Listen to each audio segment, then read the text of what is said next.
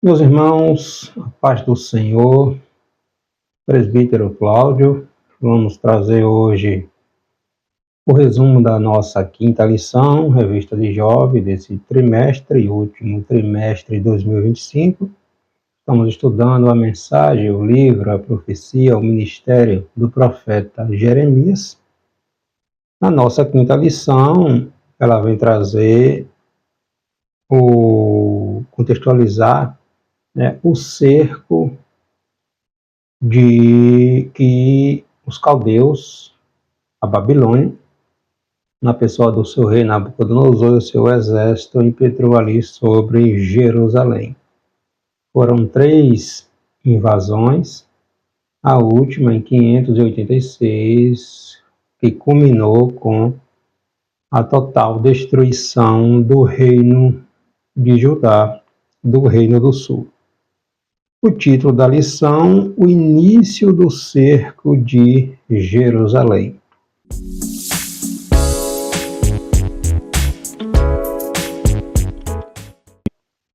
Texto principal, Deuteronômio capítulo 11, versículo 26.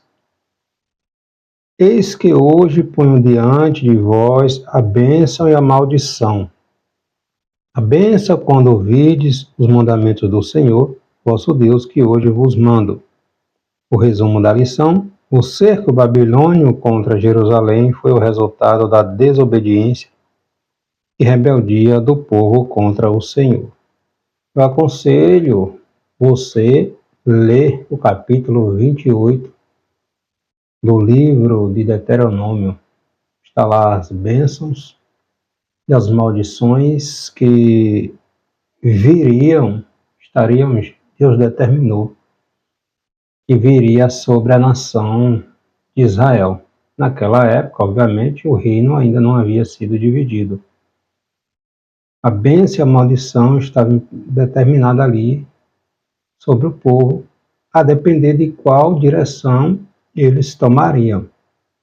Permanecesse servindo a Deus no caminho do Senhor, as bênçãos viriam sobre eles, bem como se rebelasse, se abandonasse o seu Deus, as maldições também estavam determinadas, viriam sobre o povo rebelde. Foi o que acabou acontecendo em 721, 722 a.C. Os assírios invadiram o reino do norte, também chamado de Israel, reino de Israel, e destruiu. Aproximadamente 150 anos depois, está chegando o momento em que o reino do sul, também chamado de reino de Judá, está sendo dizimado. O último rei de Israel, do reino do sul, foi Zedequias. Então, culminou com a triste destruição do reino tão próspero, tão abençoado como no seu início, que foi a nação de Israel, né? O povo saiu de uma condição de escravos, irmãos. A gente acompanha no Êxodo. Deus dá a lei, dá os mandamentos, dá os estatutos. Mas o povo continuou sua rebelião até o momento que Deus entregou como correção, né, na mão dos inimigos. Uma triste mancha na história do povo de Israel. A nossa lição, ela vem trazer uma abordagem mais completa sobre esse período sombrio, os últimos anos da história do Reino do Sul. O objetivo da nossa lição é compreender que o ministério profético de Jeremias se deu em um tempo diferente do nosso, obviamente, né? Destacar o início do cerco babilônio e as suas causas, e mostrar que prevenir é mais sábio do que remediar. Tudo aquilo que Jeremias falou, que Jeremias profetizou, que Jeremias anunciou ao longo do seu ministério. Jeremias profetizou durante os últimos 40 anos da história do Reino do Sul. Lembrando, o Reino do Norte não existia mais. Durante os últimos 40 anos, Jeremias sendo enviado por Deus, profetizando, ensinando, exortando o povo ao arrependimento, mas o povo permanecia na sua dureza de coração. Então, o cerco babilônico contra Judá, contra Jerusalém, se aproximou, chegou.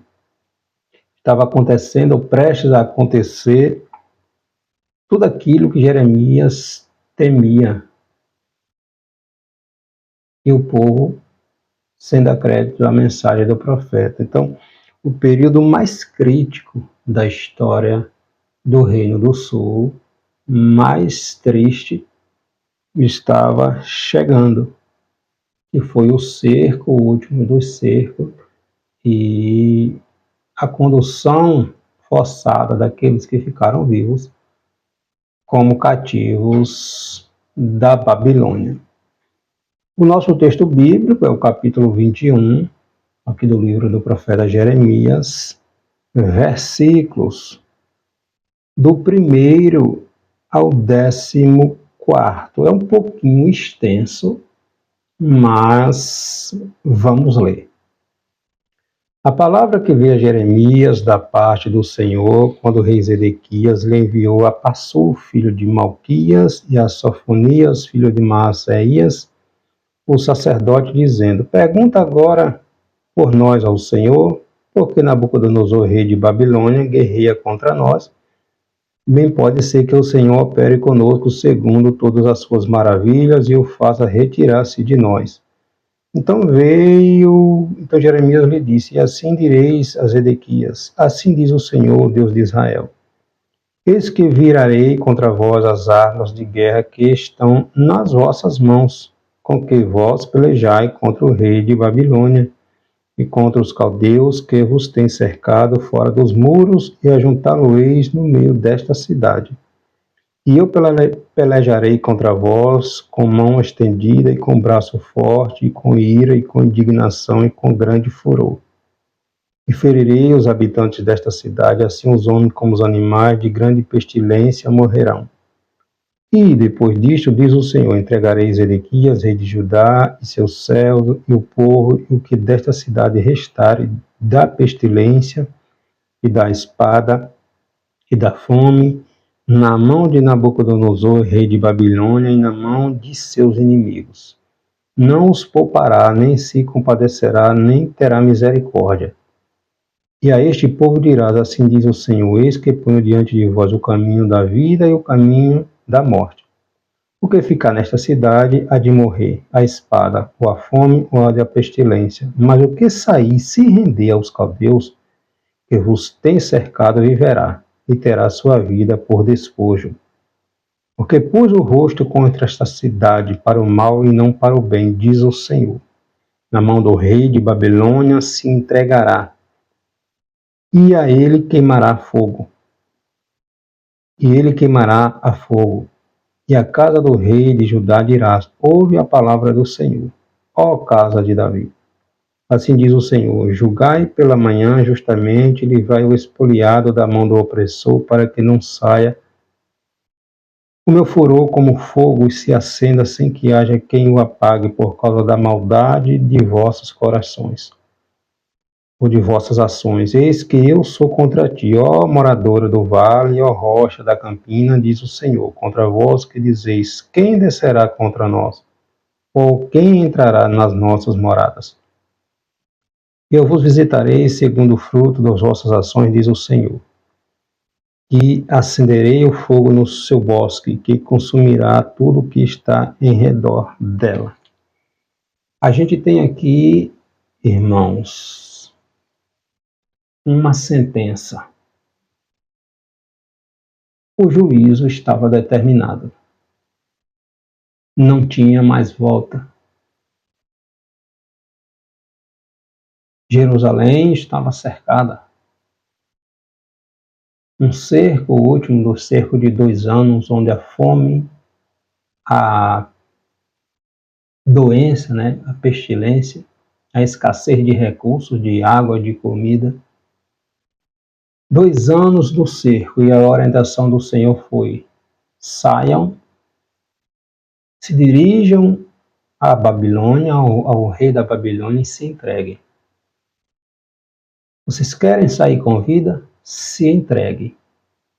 Porque se vocês enfrentar ou permanecer na cidade, serão mortos. O juízo estava determinado. Esse capítulo 21, né, Jeremias transmite essa mensagem direta de Deus ao rei que estava reinando aqui nesta ocasião, os últimos 11 anos, o rei Zedequias. O rei havia enviado mensageiros pedindo ajuda ao rei do Egito, ou seja, se rebelou, pois ele era um fantoche, na verdade, né? O rei Zedequias foi colocado por Nabucodonosor, ele concordou e se submeteria aos pagar tributos a Nabucodonosor, a Babilônia, estava sujeito ali à Babilônia, mas nos últimos anos ele se rebelou, enviou mensageiros ao rei do Egito pedindo ajuda. Chega ao conhecimento de Nabucodonosor essa notícia e Nabucodonosor vem enfurecido, né, destinado a pôr fim a Zedequias e ao reino já fragilizado de Judá. Então, Nabucodonosor enviou ali o seu exército, na liderança ali do capitão da guarda, Nebuzaradã, para colocar fim, de uma vez por todas, ao reino do sul. Aí, quando Zedequias ele envia mensageiros pedindo socorro ao Egito e também envia mensageiros ao profeta Jeremias, antes Jeremias ia até ele, né? Ele não ouvia. Agora a situação está caótica, ele envia mensageiros a Jeremias, porém Deus responde que não lutará mais a favor de Judá.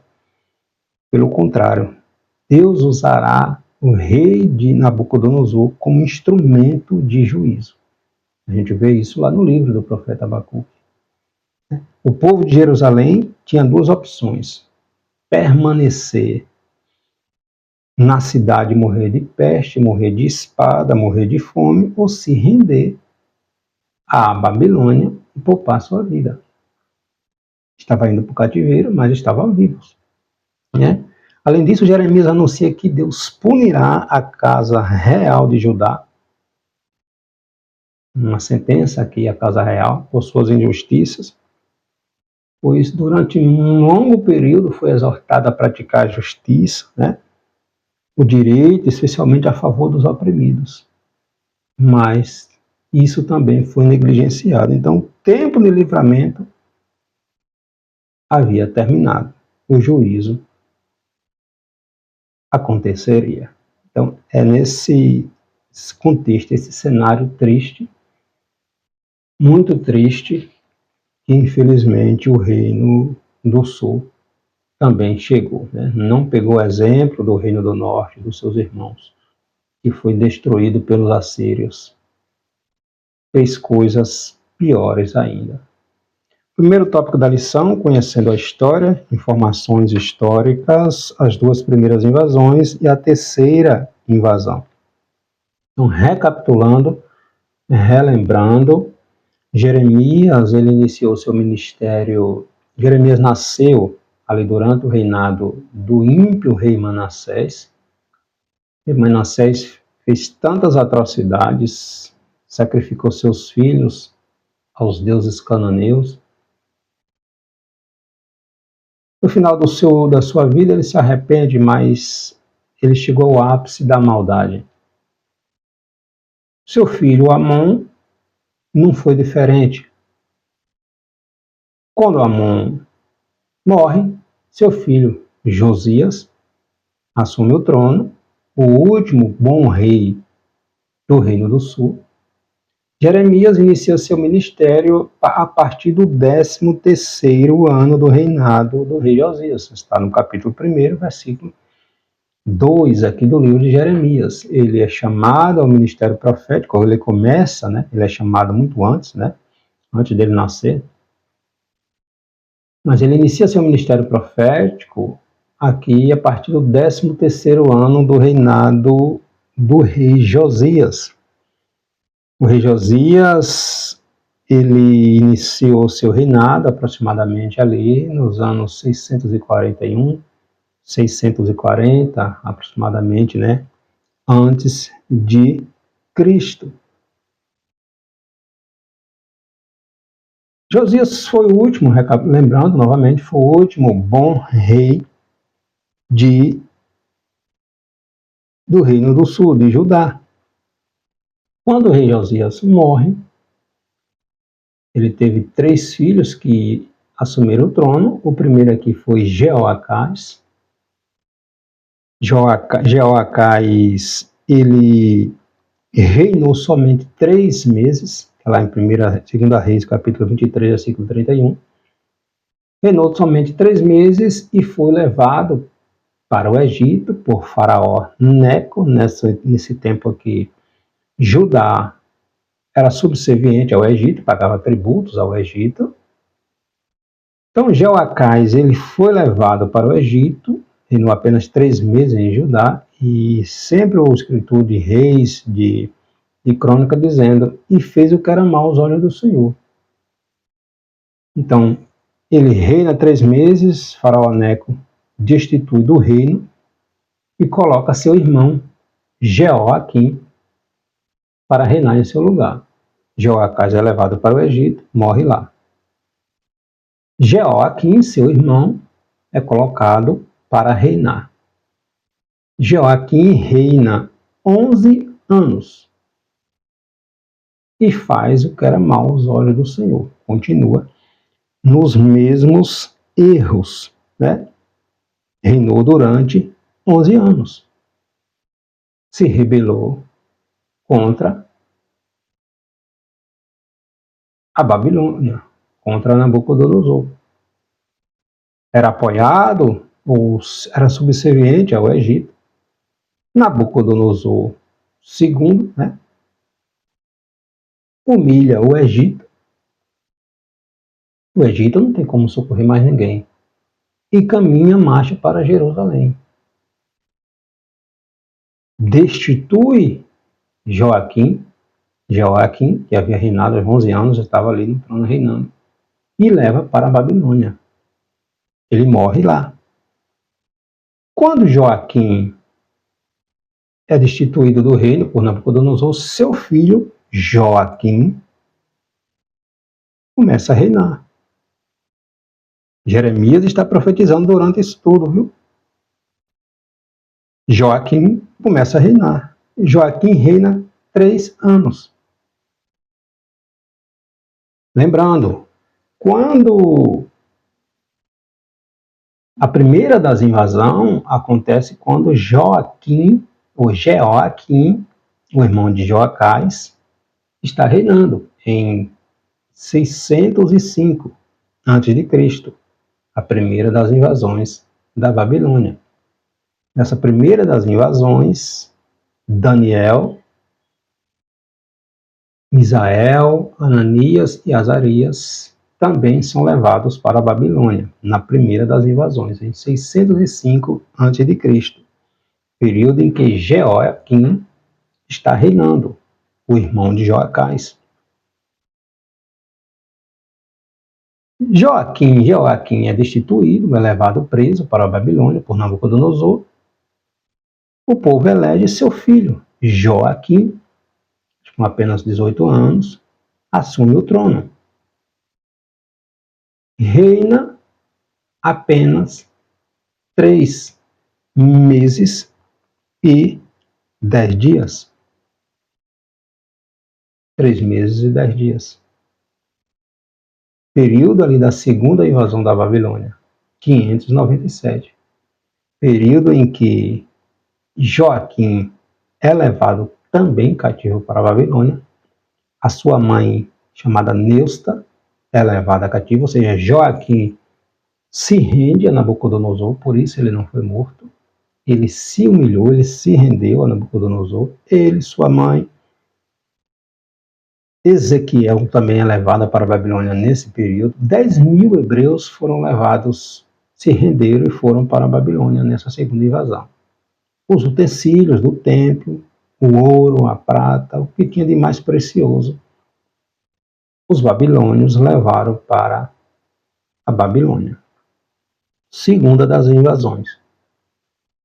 A terceira, a gente vai ver aqui mais na frente, foi em 586, quando culminou com a destruição. Então, quando Joaquim se rende e vai para a Babilônia, Nabucodonosor coloca o seu tio, Jeconias. Nabucodonosor muda o nome de Jeconias para Zedequias. Zedequias, ou Jeconias, que é a mesma pessoa, era o terceiro filho do bom rei Asa. Recapitulando, o primeiro é Jeoacás, reinou 3 meses. Faraó Neco leva para a Babilônia, para o Egito, ele morre lá, e Faraó Neco coloca seu irmão Jeoaquim reinando. Joaquim reina 11 anos, se rebela, vem Nabucodonosor, tira ele, mata, vai para a Babilônia, ele morre lá e coloca seu filho Joaquim. Joaquim reina 3 meses, se rende, é levado para a Babilônia, teve sua vida poupada, ficou 37 anos preso na Babilônia. 37 anos. Ele só foi solto quando Nabucodonosor morre e seu filho, Nabonido, assume o trono. Nabonido tinha uma boa relação com Joaquim. Aí Nabonido tira Joaquim da prisão, mas ele ficou 37 anos preso na Babilônia. Preso. Então, quando Nabucodonosor vem na segunda das invasões e leva Joaquim se rende, Nabucodonosor coloca o tio de Joaquim, Jeconias, que muda o nome para Zedequias, para reinar, o último rei. Na verdade, Zedequias era um fantoche, de Nabucodonosor da Babilônia. Zedequias reinou os últimos 11 anos da história do reino de Judá. Se rebela contra Nabucodonosor e culmina ele com sua morte também, Ele foi pego tentando fugir, seus filhos foram mortos na sua presença, transpassados ali pela espada, e ele teve seus olhos vazados, furados. Foi levado para a Babilônia, cego, onde foi morto lá por Nabucodonosor. Então, Jeremias profetizou durante esses últimos 40 anos. Jeremias vivenciou tudo isso. Jeremias profetizou para que isso não acontecesse. Mas quanto mais Jeremias profetizava, mais o povo ignorava a mensagem do profeta. Então, novamente, a primeira das invasões se deu por volta do ano 605, sob o reinado de Joaquim, por ação ali do Joaquim foi colocado ali por ação pelo rei do Egito, no lugar do seu irmão Joacás, Está lá em 2 Crônicas, capítulo 36, versículo do 1 ao 5, você vê isso, se tiver dúvida. Joaquim, o rei que, dentre outras atitudes, rejeitou a mensagem de Deus, tá tudo isso no capítulo 36 de 2 Crônicas, e por isso foi duramente repreendido pelo Senhor, com a promessa de que seria destituído, como acabou ocorrendo. Então é nesta primeira invasão que Daniel, Misael, Ananias ou Azarias, ou conhecido como Medraque, Mesaque e Abednego, foram para a Babilônia, A segunda também, recapitulando, irmãos, ocorreu no reinado de Joaquim, por volta de 597, na qual os utensílios do Senhor também foram levados, Deixaram a casa do Senhor ali, boca vazia, sem prata, sem ouro, sem nada. E nesse período, 10.000 hebreus foram levados para a Babilônia, se renderam, inclusive nessa época, Ezequiel também, E a terceira das invasões, aconteceu em 586, ocasião em que culminou com a destruição do Reino do Norte, Depois do rápido e trágico governo de Joaquim, 3 meses, Nabucodonosor estabeleceu Zedequias, seu tio, o terceiro filho do rei Josias, E Zedequias, a princípio, ficou ali subserviente à Babilônia, depois achou de pedir ajuda ao Egito. Enviou mensageiros pedindo socorro ao Egito. Essa notícia chega ao conhecimento de Nabucodonosor. Nabucodonosor marcha, né, humilha o Egito e vem em direção a Jerusalém. Cerca Jerusalém durante 2 anos. Durante 2 anos, os últimos 2 anos do reinado de Zedequias, Jerusalém cercada, aí, sem comida, sem água. Não tinha como permanecer de pé. A mensagem de Deus era, através de Jeremias, se rendam, se humilhem, se entreguem. Vocês querem sair vivos? Se entreguem. Se entregue ao rei de Babilônia. Então, antes eles zombavam de Jeremias. Com as coisas apertando, falava que Jeremias tinha se vendido. Tinha se vendido à Babilônia, a Nabucodonosor, quando na verdade era Deus enviando Jeremias. Então chegou num estado tão triste que Deus, a gente vê no capítulo 7, versículo 16, Deus dizendo: basta, Jeremias, não interceda a favor desse povo, pois eu não vou ouvir. Não ouvirei a tua oração nesse sentido. Então, a situação estava chegando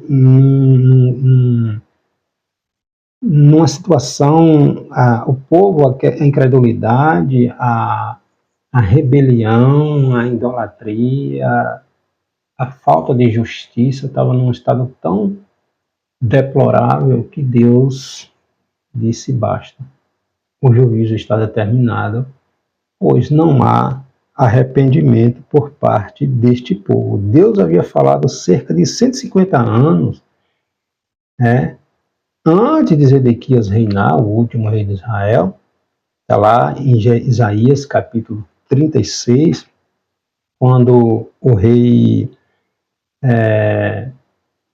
de Israel, ele é salvo da invasão dos assírios, né? Senaqueribe tenta invadir Jerusalém, destruir Jerusalém, e o rei, ele pede socorro ao Senhor, ele se humilha ao Senhor, e Deus fala através de Isaías, né, que Senaqueribe não invadiria, não conseguiria invadir Jerusalém.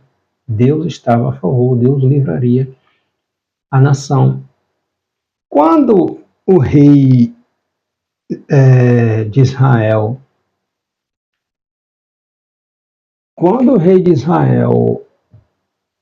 se vê livre, ele é curado também de uma doença, né? Deus dá mais 15 anos de vida a ele, né? Deus dá mais 15 anos de vida ao rei de Israel. Ele recebe uma comitiva dos caldeus. O rei da Babilônia fica sabendo de que o rei de Israel havia sido curado de uma enfermidade que era mortal, e envia uma comitiva, né, trazendo presentes, tal. E o rei de Israel mostra todos os tesouros de Jerusalém, de Israel, da casa de Deus, do seu trono, do seu reino. Aí Deus envia o profeta Jeremias, o profeta Isaías, e disse: de onde vieste esses homens? E ele falou: veio do reino distante, da Babilônia, tal. Já aí Deus fala através de Isaías: pois chegará um tempo em que os teus descendentes serão levados cativo para um reino distante.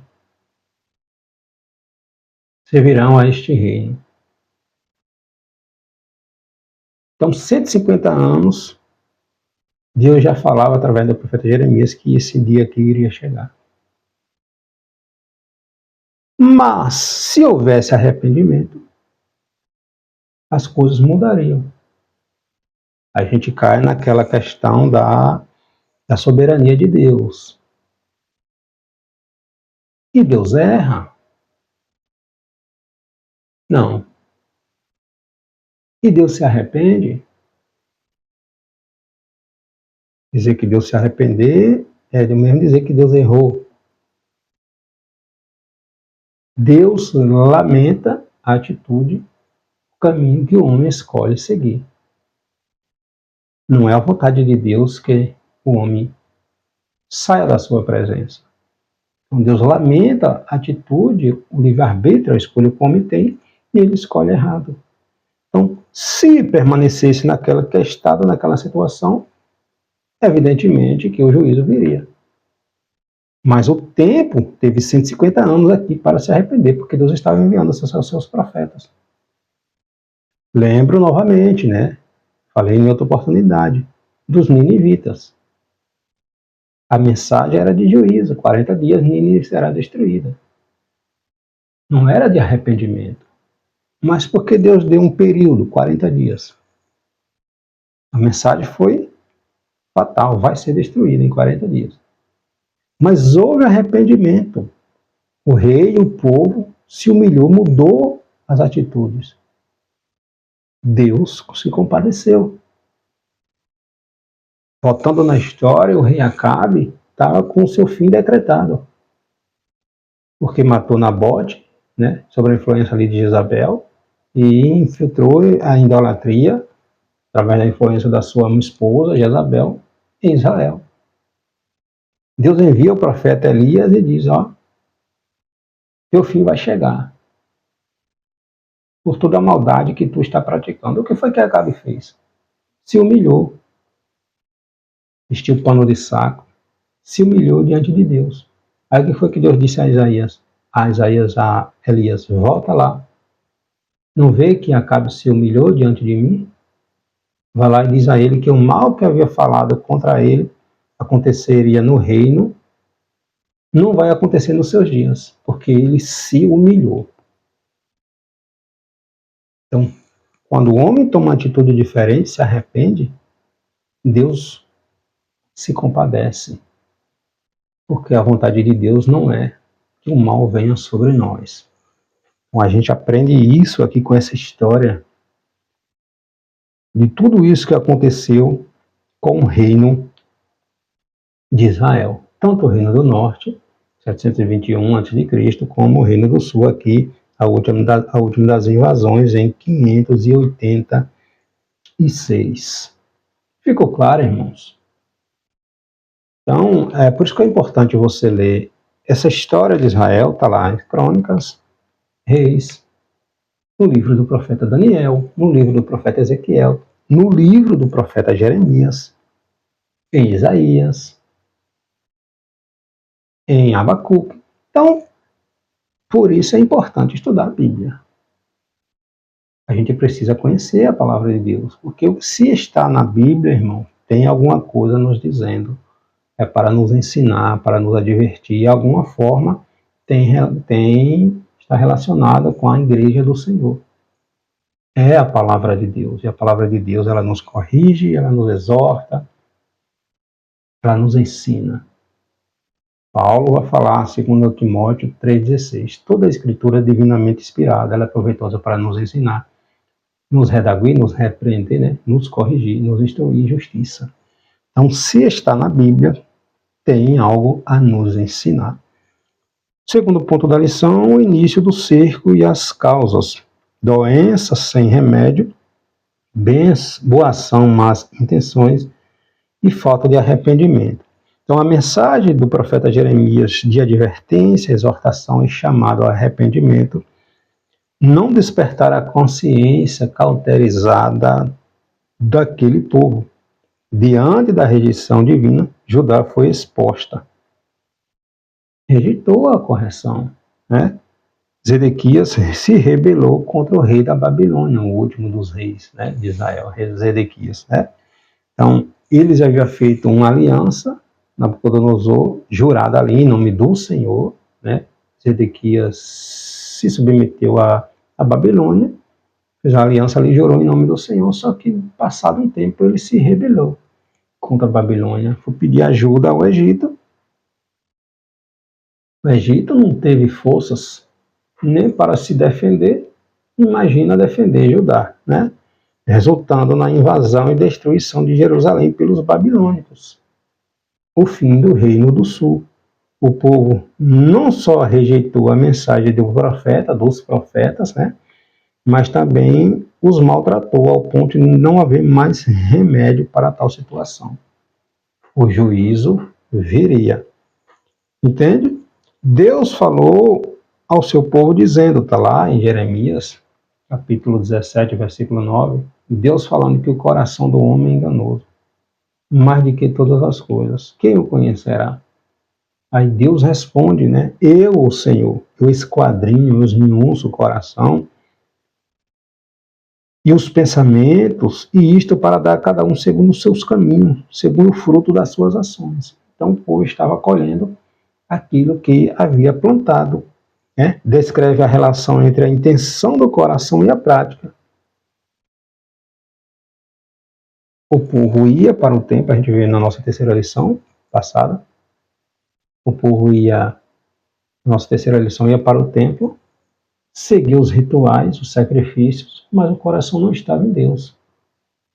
Era apenas ritual vazio. Tanto a motivação quanto as obras são igualmente importantes. Deus conhece os pensamentos e as intenções. Ninguém engana a Deus. Ninguém engana o Senhor. E o propósito de Deus para Israel é que ela fosse luz para as nações.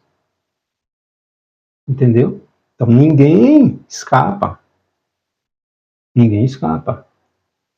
Ninguém escapa das mãos do Senhor. Entende? No início da invasão babilônica em Jerusalém, o rei Zedequias consultou ao Senhor por intermédio do profeta Jeremias. O negócio estava apertando, estava difícil. Agora ele envia 2 mensageiros a Jeremias, perguntando qual era a vontade de Deus. Será que Deus iria livrar? Não tinha mais escape. Não tinha como mais. A mensagem é: se renda, se humilha. Quer ficar vivo? Se entregue. Jerusalém estava cercado, o caos estava instalado, a fome, a falta de recursos, de saneamento, estava um caos, irmãos. Até canibalismo estava acontecendo. A fome chegou no ápice, entende? Então, ele pediu socorro. No entanto, Deus conhece o coração. Ele queria apenas um meio de se livrar. Mas as suas motivações não eram sinceras. No entanto, Jeremias diz: mas nem ele, nem o seu servo, nem o povo da terra deram ouvidos à palavra do Senhor, ou seja, as intenções eram totalmente diferentes. Né? As motivações do rei Zedequias não estavam alinhadas às suas ações, e isso não agradou a Deus, e confirmou a ausência do genuíno arrependimento.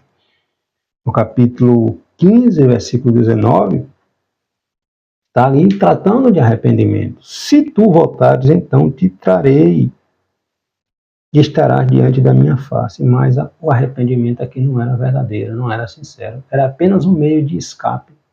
E ninguém engana a Deus. Judá foi chamado ao arrependimento.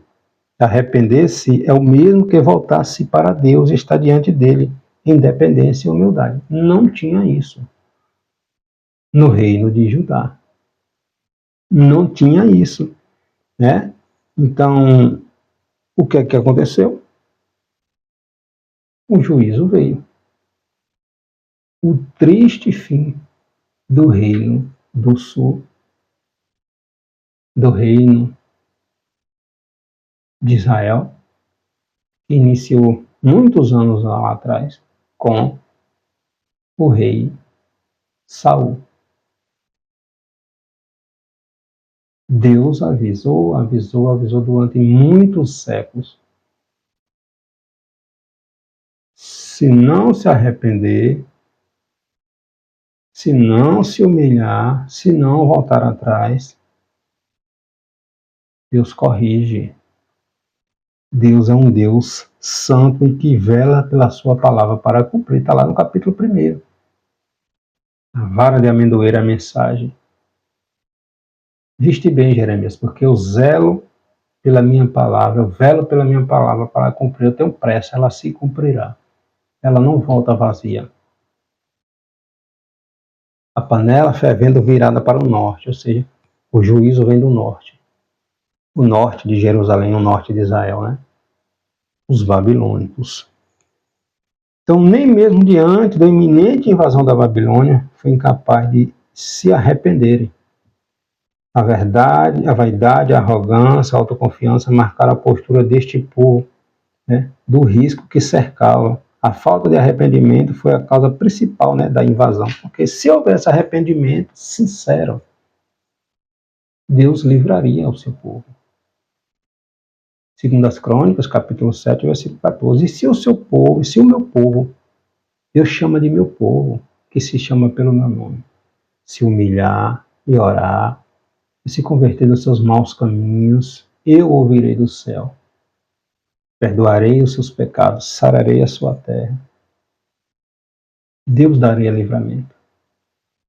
Mas não havia arrependimento. Então, irmãos, foi falta de aviso? De jeito nenhum. E fechando aqui, prevenir é mais sábio do que remediar. Uma triste realidade. Aprendendo com a história, obras a serem lembradas.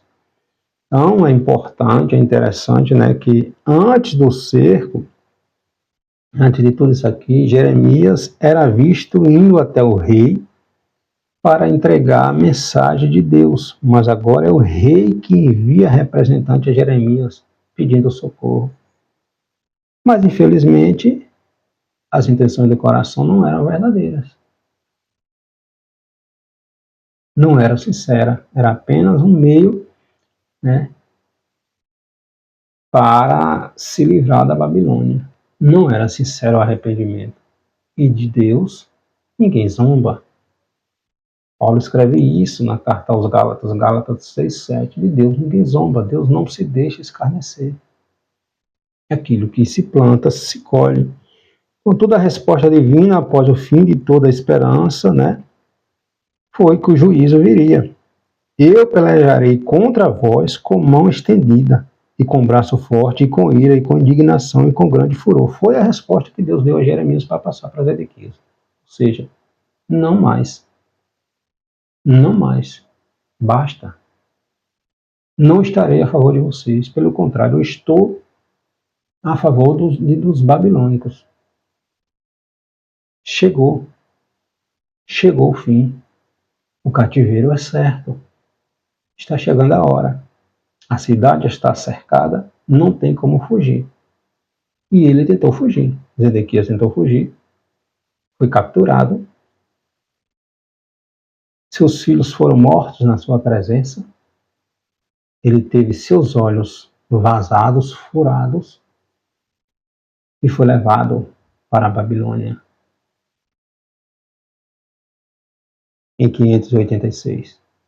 Nebuzaradã, o capitão da guarda, invadiu Jerusalém, ateou fogo no templo, no palácio real, nas repartições públicas, destruiu a cidade, matou quem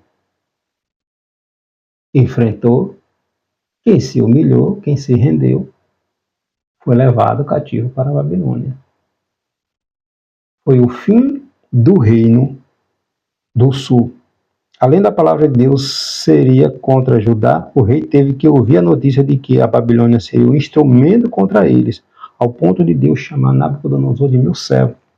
A gente viu na nossa lição passada, né? Jeremias capítulo 27, versículo 6. Nabucodonosor estava sendo um instrumento de Deus. Não que Nabucodonosor fosse convertido, mas estava sendo um instrumento de Deus para conduzir Israel ao cativeiro. A gente vê isso no livro do profeta Abacuque.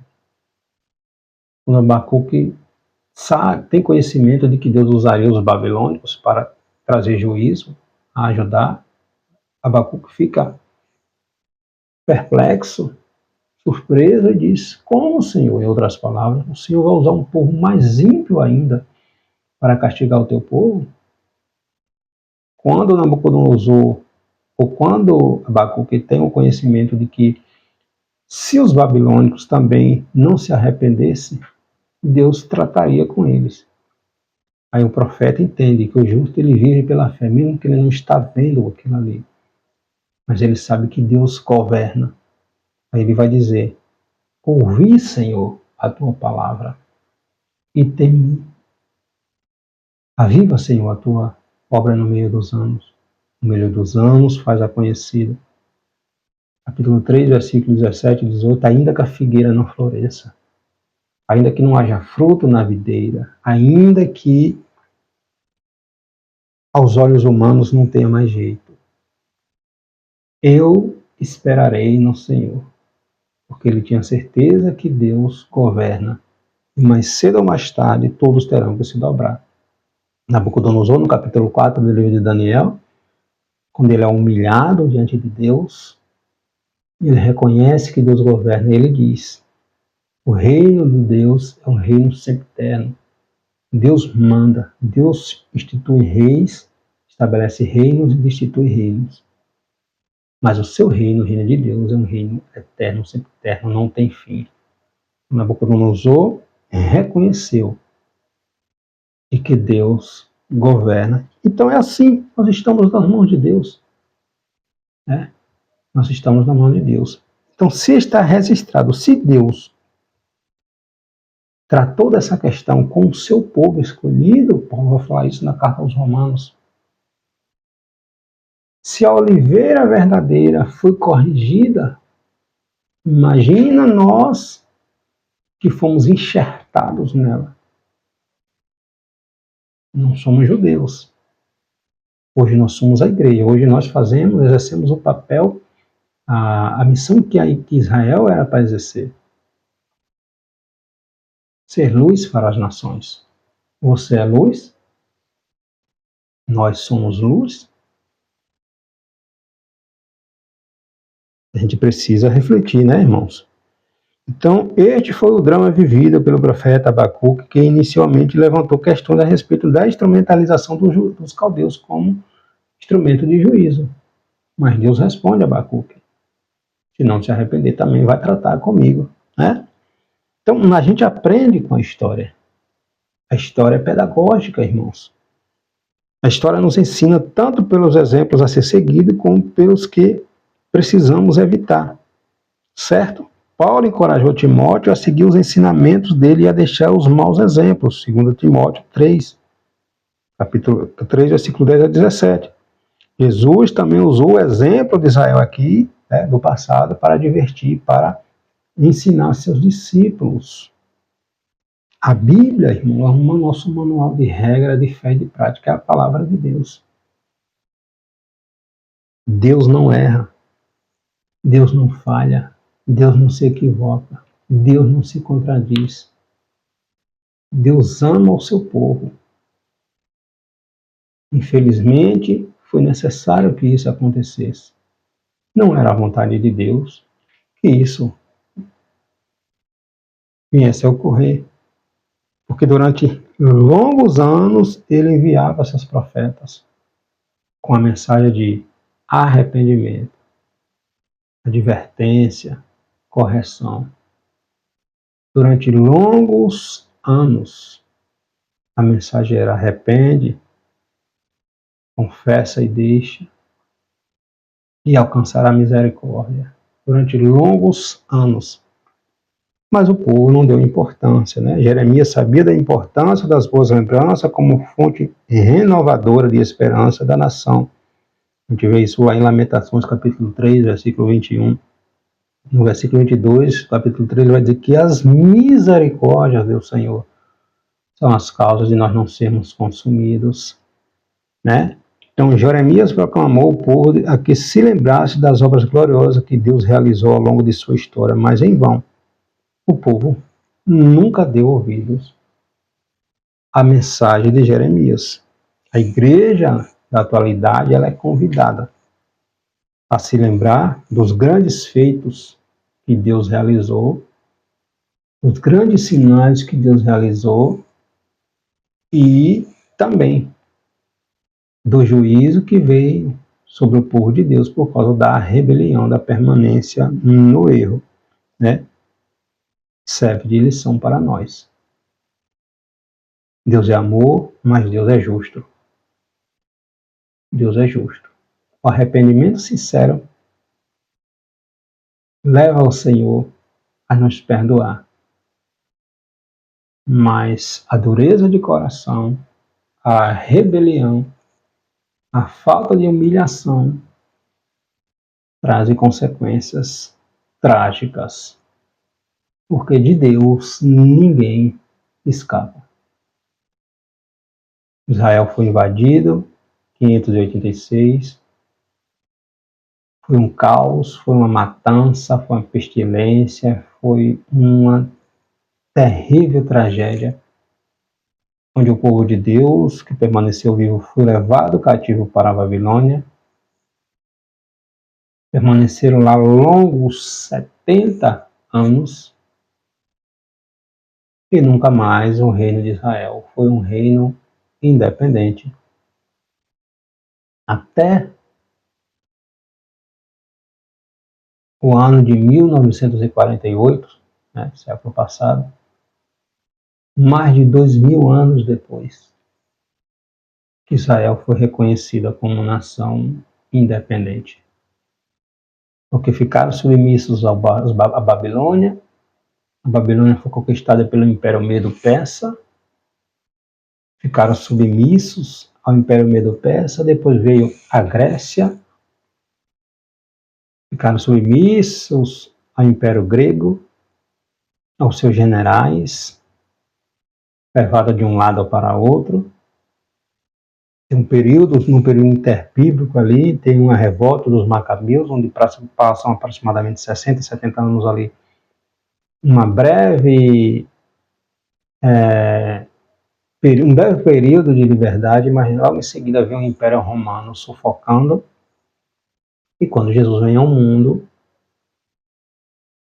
a gente vê no Novo Testamento, é o Império Romano que manda. Em 70 depois de Cristo, o templo novamente foi destruído, o reino de Israel, a nação, deixou de existir, judeus tiveram que partir mundo afora para salvar suas vidas, fruto de rebelião e desobediência. Precisamos, irmãos, olhar para a palavra de Deus e aplicar ela na nossa vida. Tiago fala na sua epístola para não sermos apenas ouvintes, mas praticantes. O povo aqui nem ouvia. Que Deus nos ajude, né? A palavra de Deus, ela é vida. Quando ela é exercida, praticada, exercitada na nossa vida. Deus te abençoe.